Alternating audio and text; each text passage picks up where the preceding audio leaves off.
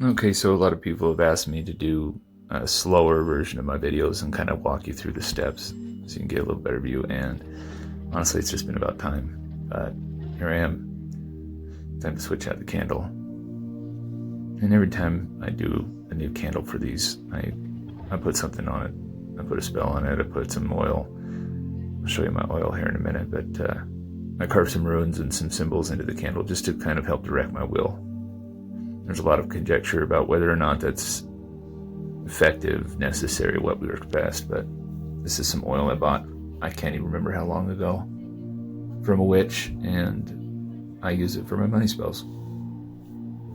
My personal opinion is any help you can give, even if it's just psychosemantic to your craft, is useful. And if you can do something to help make every step of your process feel more magical and more intent driven, more focused, whatever you want to call it, and I think that that's helpful.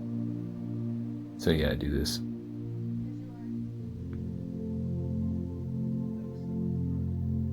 People ask what I'm doing when I put my hands around the candle. Same thing. Focusing intent. Just a little meditative moment. Trying to drive energy into the process. And then we get on with the paper folding. This is about 2.5, 3 hours worth of paper folding. And I'm going to zoom it up, speed it up a little bit for you. I can get about 5 books, I think. 5 of my average size books. 8.5 by 5.5 with 200 sheets, I think it is, or maybe it's 400 sheets. 400 sheets. I can make 5 books out of a ream. But there's a lot of tamping and trying to get it to line up, for lack of a better term. And if I get my book plow set up soon, which is just basically a sharp knife that I'm going to have to help trim the pages, and I can make it a little bit more professional and flat looking. But at this point, I just try to fold them as evenly as possible and kind of enjoy the rustic and uneven look, because that has a quality to it as well.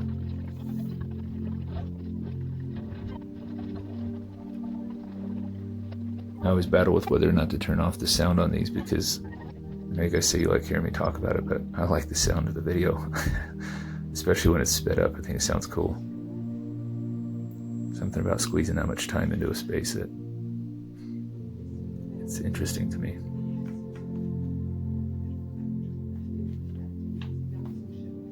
So that was probably about 2 hours right there, maybe an hour and a half, 2 hours, just for folding that bit.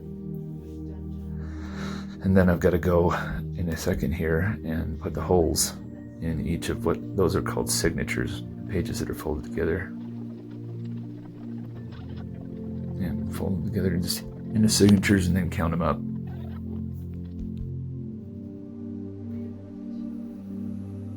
I usually use a little better quality wood, but for this step I'm not concerned because it's not going to be pressing into the leather. However, I am going to try getting that wood image to press into leather intentionally as an experiment to see how it looks. Because some leather is just kind of boring, and I think it would look cool if it had some kind of a grained image that I pressed from these pieces of plywood here, particle board, whatever they are. Here I got to mark the lines on the top that I'll be cutting with the saw. These are on the folded edge of those signatures, and because once it cuts through, it's going to make a hole for me to run the needle through. I'll show you that in a minute. And being kind of quasi-fan of numerology, I'm not sure what I think about it, but I like it to a degree. I always try to have a specific number. In this case, there's going to be 5 ridges. A lot of these are going to be spell books. There you go. So when it cuts through that folded edge, it's easier than poking a hole with an awl, and it keeps them more uniform. I actually think it keeps them less likely to rip. But I like the uniformity of it and the quickness. And because I don't have a proper sewing loom here, what I use is, again, just my handmade one that I put nails in the spots where the ropes are going to be going. And I can adjust that by just pulling the nails out if I've got different places that I want the cords to be for different sizes of books. And I can adjust the height of that top bar there. So I count up my signatures, and for this there's 20 of them. 20 signatures with 10 pages each, or 5 pages folded in half, so that makes 400 pages, 200 sheets. Yeah. This thread is a bookbinding thread that I buy from Amazon. It's waxed, and you definitely want to use that. There's just too many problems with regular thread. It gets tangled up too much when you're coming in and out of these holes. And what I'm doing here is I'm measuring out the 20 signatures lengths plus a little bit, because it's going to be wrapped around the cords. And I like to do it in one solid piece. Some people might think of that as ridiculous, because you got to pull that full length through every hole until it dwindles down. And while that's a bit of a task, I prefer that to having excess knots and having loose bits to tie up. So I try to make it one solid bit, unless it's a really massive book, and then I'll cut it into smaller lengths. But those spools I can get about 3 books, I think, out of. This is a yeast tube, actually, I used from a beer making kit, and it works great for holding my needles because it's strong and it's the right shape, and I hold all of my different leather and stitching needles in there. The smaller one was one that came with a kit, and it's got a little plug stopper, but I don't trust the stopper, so I keep them separate because they're different kinds of needles, but I put it in that bigger tube. I've also used this coin holder to put my curved needles and some of my other ones in before I got the yeast tube idea. That still works good for my curved needles. When I'm doing headbands, I use that. So setting up the loom here, I'm just going to use some natural hemp cord. And originally I had this idea that they had to be massive, but this is actually a really good size for the ridges on most books. If you think about it, it's there for the support of the book. It doesn't have to be the size of your pinky. We Americans think that big ridges are cool looking, and so we often put massive cords on our books, but I've graduated from that belief system. So I just run these up and down on those nails where the cords line up, and I've measured that out previously, as I showed you. And then I just line up my signature the best that I can and start at the right end and go in that far end hole. That one doesn't line up to a cord. That's an excess hole in the end of each of the lines of holes there. It needs to be there. I'll show you why. So you go in that and you come out on the left side of that first cord. It's important because you're going to wrap it around that cord. So you come out the left side and drag all of that cordage through. And this is the part where somebody might say, well, it'd probably be better to use a shorter cord, but like I said, I prefer it this way.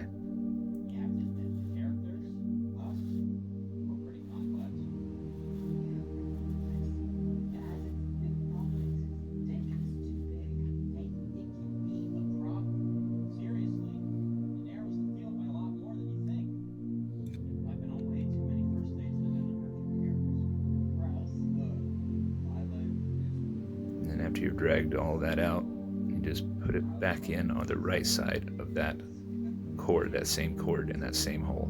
So now you've got it looped around that cord, and come out the left side of the next one, and then tug it all through. Now this is where that wax cord comes into play, because doing this with regular cord, you get so many tangles, and you're going to get tangles with this too, but it's much easier to catch these and to fix them like that. It's going to happen, and the more the thread's been run through the holes, the worse it gets. You can keep a little bit of beeswax to run over the cord too. I haven't done that yet because the cord that I'm using is pretty well waxed and it works great. But as you can see, I still have to fix it, especially at the beginning when you've got that long length. Just keep clearing it out, straightening it up. And then you always want to tug it as taut as you can after you get stitched. The first couple ones are a little loose until you get some tension, so it's all right not to have it instantly taut, but eventually you want to pay very close attention to making sure that those are stitched tight, because if they aren't, you'll notice it in the way that the book folds or opens up. Also with these needles, I would suggest getting a duller needle. This one that I've got is pretty dull, because you're running it through those holes and reaching for it with your other hand. You'll often poke your own hands and it sucks, especially when you're reaching through and you shove it under one of your fingernails. That's like a terrible feeling, even with a dull needle. but when you've got a sharp one, it's extra insidious. So I would suggest getting a dull one. And you could even dull one up if you had like a grinder or something. You can make it more rounded so that it's just less likely to poke you that bad. This one's pretty good. I've considered getting a longer one, even though this one's the longest one I've ever had. I really liked having the length on that because it's so much easier to maneuver in and out of those holes and to find on the other end and to guide into the next hole. That's a difficulty when you're reaching through. You got to get your arm in there and underneath that page without bending everything. And if I had a really long needle, I feel like it would make it really cool and really easy to be able to do that.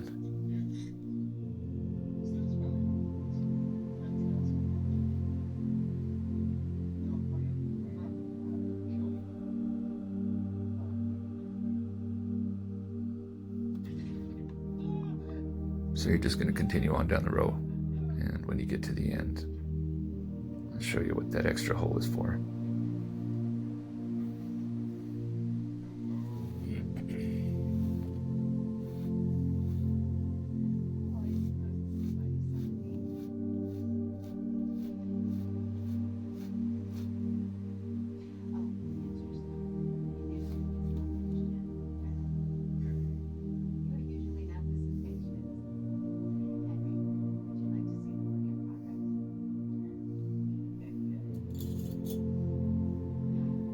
Sometimes I try to adjust my nails just a little bit if I was off in my measurements, bend them over a little bit. Again, if I had a professional loom, that wouldn't be a problem. I could just slide them because they're built to move that way.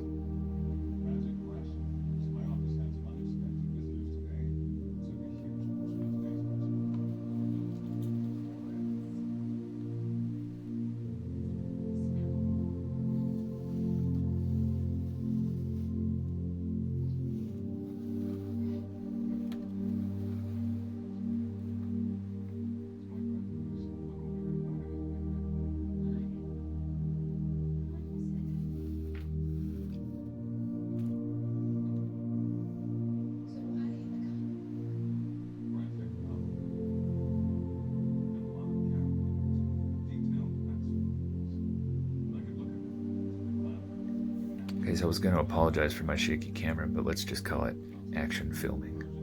It's like they do in action movies, the camera's always jostling around, right? So you come out that last hole and you're going to go in that extra hole on the top signature. Now at this stage, it's pretty easy, it's pretty straightforward. You just out one in the other and then come back in or out on the right side of that first cord, just the opposite of what you did on the other side. So you want to come out in front of the cord, wrap it around, go back in behind the cord through the hole and then onto the next rope. And this is what creates your Coptic stitch. I think it's called a Coptic stitch. This is what creates a stitch. I'm still a little bit of an amateur at this. Quite a bit of an amateur actually. But here again, I try to pull it tight.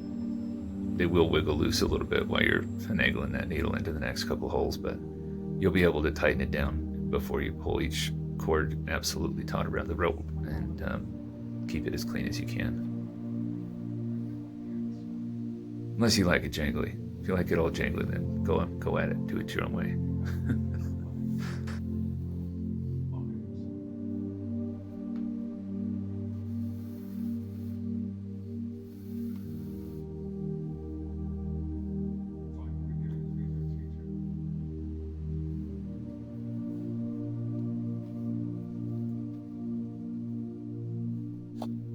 And like I said, you're just going to continue on down the row until you get to the end again where we're going to tie it off.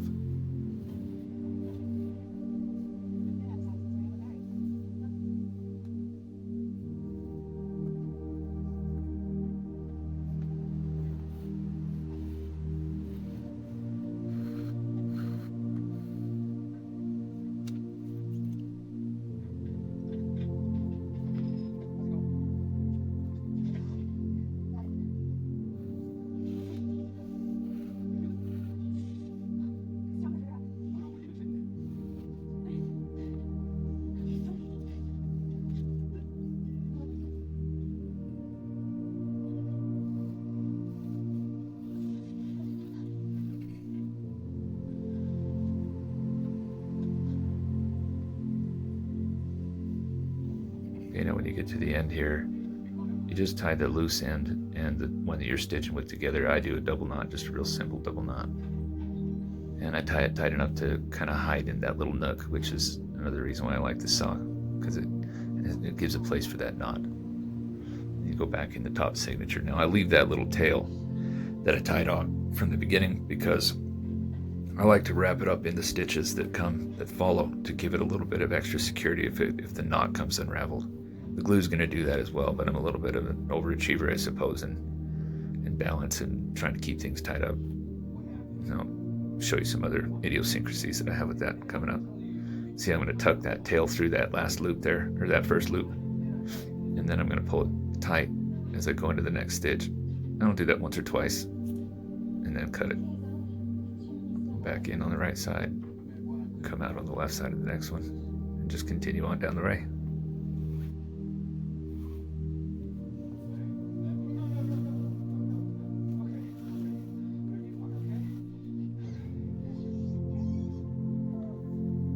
Here's another one of those random knots that happens when you're tying it, and if you pull it at the wrong place, it will tie it tight, but it's really just a loop that got wrapped up. See, it just comes free. If that was regular cord, it would be much harder to do. Okay, so here we're coming to the other end of this signature. Now this is where it gets unique, because now you've got a previous signature sewn together to another one, so you've got to loop it through the bottom one. I'll show you how here.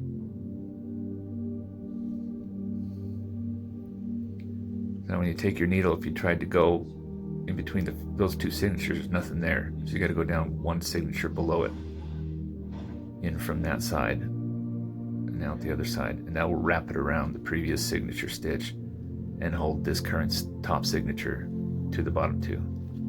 And you're going to do that at the end of every signature stitch from here on out to the end. And just tie it tight and tuck it back into the top one when you start over again.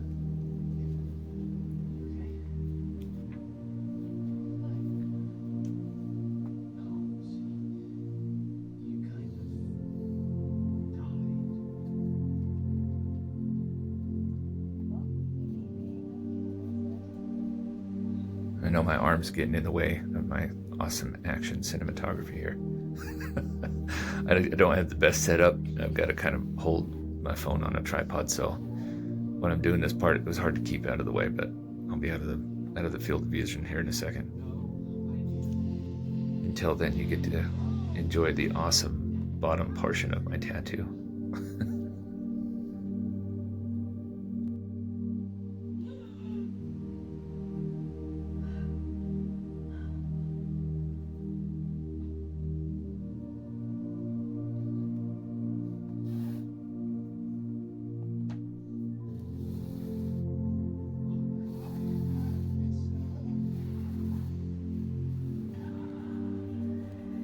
Okay, and this is just back at the other end after I've gone through and done all those cords again. So I'm just going to come in from that side of this end. And this is a little confusing because I got that tail hanging. Just remember that's just that extra tail that I left hanging out there. And that time I didn't tuck it in. How about that? Baxter says hello. I don't know if anybody heard him there.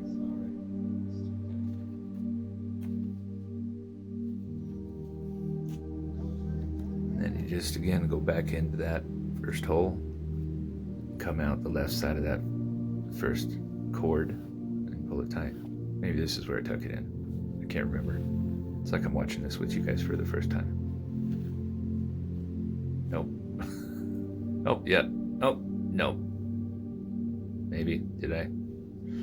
Oh, the anxiety, the suspense. Did I do it? Didn't I do it? This is the first video you'll ever see where somebody's talking this kind of shit on themselves, I'm sure. So it looks like I just left it dangling there. That's okay, I got it once or twice before, so we're groovy. And then on with the stitching.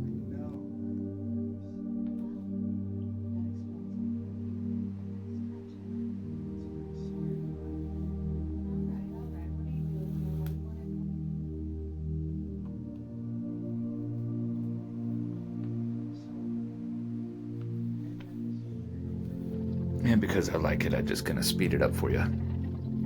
Save you some time. You suffered enough.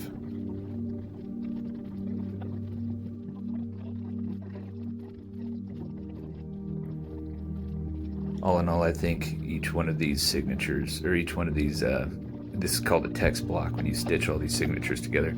I think each text block takes me about an hour and a half, 2 hours, depending on how well I do. And I did 4 books last night, so I did quite a bit at work. From the start of the day to the end, I was making books, and I only got through the text block stage.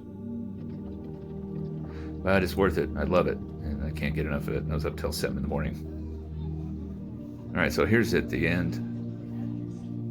I'll show you how we tie it off here. So the first thing you're going to do after you get it to that last hole is you're going to run it through just like normal. And then I like to run it back up through that loop and tie my first knot. Sometimes I'll do this more than once. You could probably leave it at that and the glue would hold it, but like I said, I'm kind of a freak this way. Then I go back in through that first loop that we just created and tie another knot. And then again, because I'm a freak and I don't like the way that knot sticks out a little bit, I decided, well, in case that comes loose, I'm going to run it back through each of these holes and just wrap it around that whole stitch chain. And in doing, create a little bit more support for all of those stitches, as well as hide that tail and add an extra ridge because of that knot. I want it to look like a ridge rather than just a random bump, if it shows through the leather at all. And do the same thing on the other end here. Except I gotta tie a fresh piece of cord, of course, because I cut it free of that last stitch. That was the end stitch of the book before. So I tie a fresh piece of cord here, leave that little tail dangling, because I'm gonna wrap this stitch around each of that stitch chain, but as well as tying the cord that's on the needle, I'm also gonna tie up that tail so that it hides and builds that little bit of a ridge and makes me feel fancy about all my balance abilities. Like I said, I have some idiosyncrasies. I never claimed to be normal. I'll tell you that. Never claimed to be normal or completely logical. I try to be. Or at least for the most part. I'm not a Vulcan, but I try to be.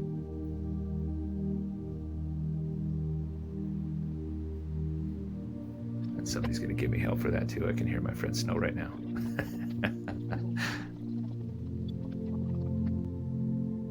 All right, then I've got about 17 billion styles of scissors, but these ones work great for cutting just cord free, just the way that that's set up. So I'm grateful for all my various scissors, even though it could be alleviated by having a proper loom.